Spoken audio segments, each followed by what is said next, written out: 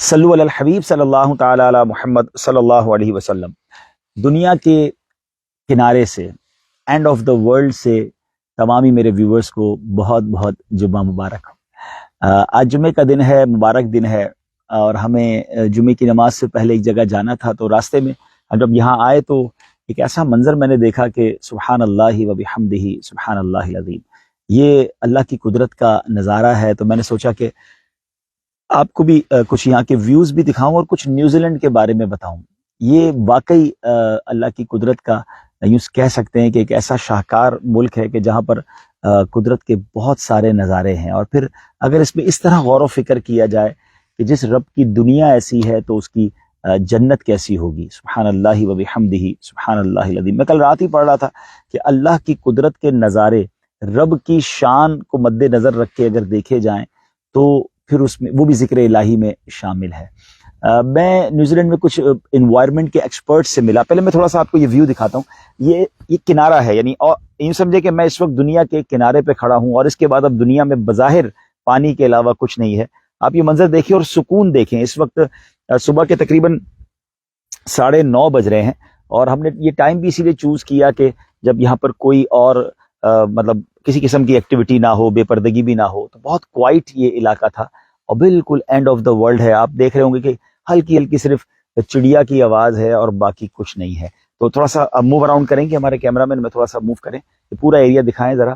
یہ دیکھیں کہ پورا پانی ہے، پہاڑ ہیں، اور اللہ کی قدرت کے نظارے ہیں۔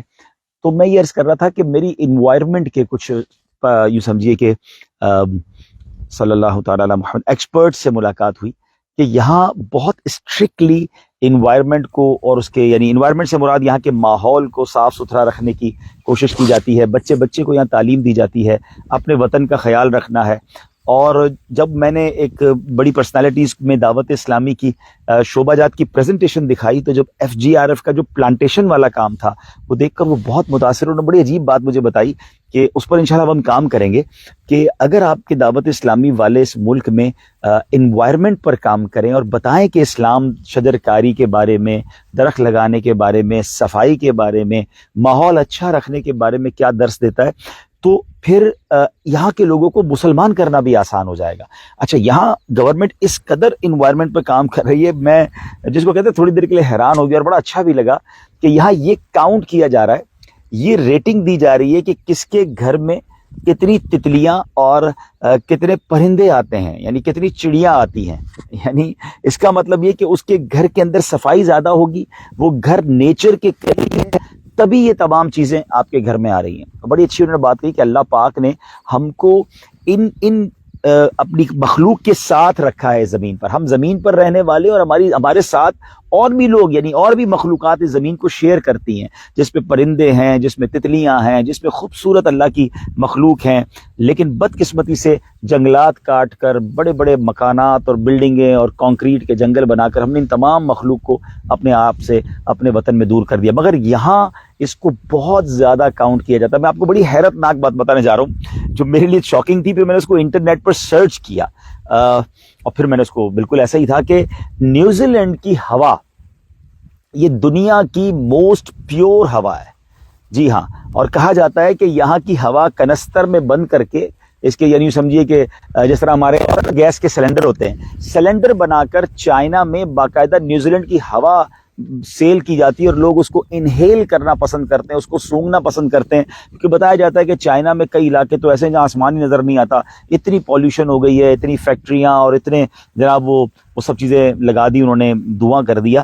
تو میں یہ بتا رہا تھا کہ اب ایسی ہوا انہوں نے، اچھا اس ہوا کو یہ خراب نہیں ہونے دینا چاہتے، تو اس لیے یہاں پر بہت زیادہ تعمیرات نہیں کرتے، یہاں بہت زیادہ فیکٹریاں، بلکہ بتایا جا رہا ہے 2050 میں ٹارگٹ یہ ہے کہ نیوزی لینڈ میں کوئی بھی پیٹرول والی گاڑی نہیں رہے گی، یہاں ساری گاڑیوں کو یہ الیکٹرانک کار کر دیں گے تاکہ دھواں نہ بنے۔ تو بڑی امیزنگ بات ہے کہ اتنا خیال اپنے ملک کا، یہاں کی آب و ہوا کا حکومت کے ساتھ ساتھ قوم بھی رکھ رہی ہے، اور اس کی وجہ سے بتایا جاتا ہے کہ یہاں جو زندگی، یعنی جو ایوریج ایج ہے وہ 90 سال تک لوگ نارملی زندہ رہتے ہیں۔ تو بہرحال اچھا، اب یہ ساری باتیں میں جب سن رہا تھا نا کہ دنیا کی سب سے صاف ہوا ہے، انوائرمنٹ بہت اچھا ہے، یہاں پر پرندوں اور جانوروں کو لوگ لائک کرتے ہیں، اپنے گھروں کے قریب رکھنا چاہتے ہیں. تو اور باقی میں نے دیکھا کہ یہاں دنیا میں سب سے زیادہ اگر ڈیری کا کام، یعنی جس کو ہم کہتے ہیں نا کہ بکرے اور گائیں اور یہ بہت بڑی تعداد میں یہاں پالے جاتے ہیں اور دنیا بھر میں ایکسپورٹ ہوتے ہیں، یہاں کا دودھ، یہاں کا مکھن، ڈیری کا کام بہت زیادہ ہے. تو مطلب یہ بہت نیچر کے قریب ملک ہے. تو مجھے پھر خیال آیا کہ ٹھیک ہے، سائنس کہتی ہے کہ دنیا کی سب سے پیور ہوا یہ ہے، تو مجھے تو سچی بات ہے یہاں کے مدینے کی ہوا زیادہ یاد آنے لگ گئی کہ مدینے کی ہوا میں تو شفا ہے. مدینے کی ہوا کے لیے نبی پاک نے دعائیں فرمائی، وہاں کی مٹی میں شفا ہے. سبحان اللہ، بے شک نیوزی لینڈ میں ہے مگر مدینہ مدینہ ہے. پھر دوسری بات جو ہم نے سیکھنی ہے، سمجھنی ہے، اس طرح کی چیزوں کو دیکھ کر، جو میں آج جس کے لیے حاضر ہوا تھا، لوگ بہت بات کرتے ہیں ان ممالک کی خوبصورتی کی. ٹھیک ہے، اللہ پاک نے اس دنیا کو، اور اس دنیا میں بہت سارے نظارے بڑے خوبصورت ہیں. آپ دیکھ رہے ہیں کہ یہ پورا ایریا ایک جنت نظیر جس کو کہا جاتا ہے محاورے کے طور پہ، یہ اس کا منظر پیش کر رہا ہے. لیکن آپ ذرا سوچیں کہ جب دنیا ایسی ہے اور دنیا کے کچھ علاقے اتنے خوبصورت ہیں جہاں کی ہوا اتنی پاکیزہ ہے، پرندے ہیں، چہچہاٹ ہے، یہاں پر مال و دولت بھی ہے، تو بتائیے نا جنت کیسی ہوگی. اور جنت کے بارے میں احادیث میں مضمون ملتا ہے کہ نہ کسی آنکھ نے دیکھا، نہ کسی کان نے سنا، نہ کسی دل کا گمان گزرا. امیجینیشن بھی نہیں کر سکتے آپ جنت کے بارے میں. بیونڈ دا امیجینیشن اگر جنت میرے رب کی ہے تو وہ کیسی ہوگی. تو جو لوگ ان ممالک میں آنے کے لیے زندگی لگا دیتے ہیں، اور بعض اوقات ہم نے دیکھا پچھلے دنوں یورپ جاتے جاتے کشتی میں ڈوب گئے اور جان جوکھوں میں ڈال دی اور گھر کی چیزیں بیچ دی، اور اتنی کوشش دنیا کے کسی ترقی یافتہ ملک میں پہنچنے کے لیے، اور وہ جنت جس کی کوئی مثال ہی نہیں ہے، جس کی کوئی ایگزامپل ہی نہیں ہے. اور پھر دنیا میں آ بھی گئے کسی ملک میں تو کتنے سال رہیں گے، مرنا ہے نا. جنت میں چلے گئے تو پھر کبھی باہر نہیں آئیں گے. دیر از نو ایکسپائری ڈیٹ ان جنہ. تو آج جمعے کا دن ہے، کیوں نہ کچھ اچھے فیصلے کریں، کیوں نہ کچھ اچھے ڈیسیشن کریں کہ اگر جنت میں جانا ہے تو ہمیں نماز پڑھنی ہے، اگر جنت میں جانا ہے تو حرام کاموں کو چھوڑنا ہے، جنت میں جانا ہے تو حرام روزی چھوڑیں، رزق حلال کی طرف آئیں. یہاں اس ممالک میں بھی بڑا پرابلم ہے. مجھے کچھ لوگ ملے، کہتے ہیں کہ آ تو گئے یہاں پر، اب اسٹوڈنٹ ویزا پر آئے ہیں اور اب کچھ ایسے کام کرنے پڑ رہے ہیں کہ جو حرام ہیں، تو اب کیا کریں. تو میں نے یہ سمجھایا کہ حرام کمانے تو نہیں آئے تھے. کیا مسلمان شراب بیچے گا؟ کیا مسلمان خنزیر کا گوشت بیچے گا؟ تو یہ سب چیزیں سوچنے والی ہیں کہ یہ بہت تھوڑی سی لائف ہے. پچھلے دنوں آسٹریلیا میں بتایا کہ ایک صاحب کچھ دنوں پہلے آئے اور ان کا موٹر سائیکل پہ ایکسیڈنٹ ہوا اور وہ دنیا سے چلے گئے. تو آسٹریلیا پہنچ کر، نیوزی لینڈ پہنچ کر موت نہیں آئے گی، یہ تو نہیں کہہ سکتے نا، کبھی بھی آ سکتی ہے. تو جیئیں ایسے کہ مرنے کی تیاری کریں، جیئیں ایسے کہ جنت کی تیاری کریں. تو بہرحال بہت ساری باتیں میرے دل میں تھی جب میں نے یہاں کے انوائرمنٹ پر، یہاں کی ہوا پر، یہاں کی پیورٹی پر جب میں نے سنا، تو میں نے کہا یار جب اتنا اس دنیا میں اللہ نے سب کچھ رکھا ہے تو جنت کی تو کیا بات ہے. تو جنت کی تیاری کیجئے. آج جمعے کا دن ہے، مجھے بھی اپنی دعاؤں میں یاد رکھیں. جمعے کی ایک نیکی 70 نیکی کے برابر ہے. احادیث میں یہ بھی مضمون ملتا ہے کہ جو 200 بار جمعے کے دن درود پاک پڑھے اس کی 200 برس کے گناہ معاف کر دیے جاتے ہیں. تو آج کا دن خوب درود پاک پڑھیں. سورہ کہف کی تلاوت کیا کریں جمعے کے دن. ایک جمعے سے دوسرے جمعے تک اس کے لیے نور ہو جاتا ہے.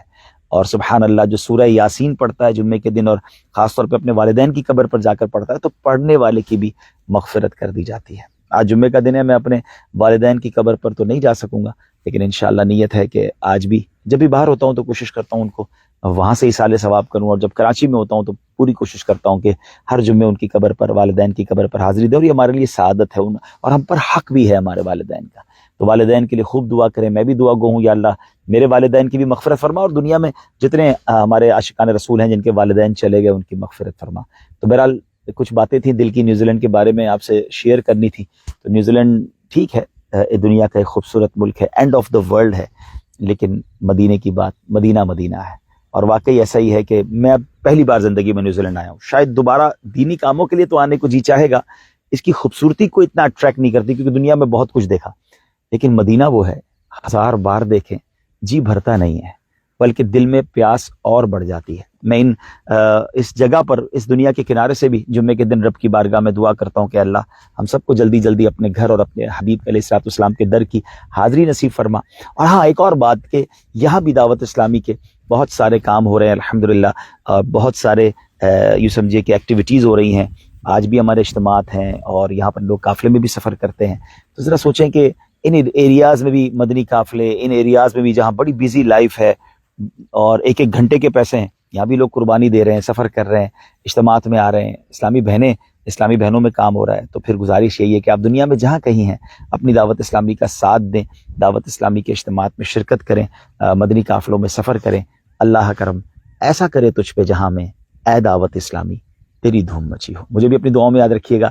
انشاءاللہ آج جمعے کی نماز یہاں کی بڑی مسجد ہے، مسجد کا نام بتائیے گا. مسجد مصطفیٰ. انشاءاللہ تقریباً 12 بجے سے آس پاس انشاءاللہ وہاں بیان شروع ہو جائے گا، اور انشاءاللہ عز و جل آج جمعے کی نماز وہاں ادا کریں گے. اور اسی مسجد مصطفیٰ میں آج مغرب کی نماز کے بعد بھی ایک انشاءاللہ بڑا سنت و بڑا اجتماع آکلینڈ میں ہے. اور سنڈے والے دن میرے لیے بھی تھوڑا سا یوں سمجھے کہ ایکسائٹمنٹ تھوڑی سی ہے.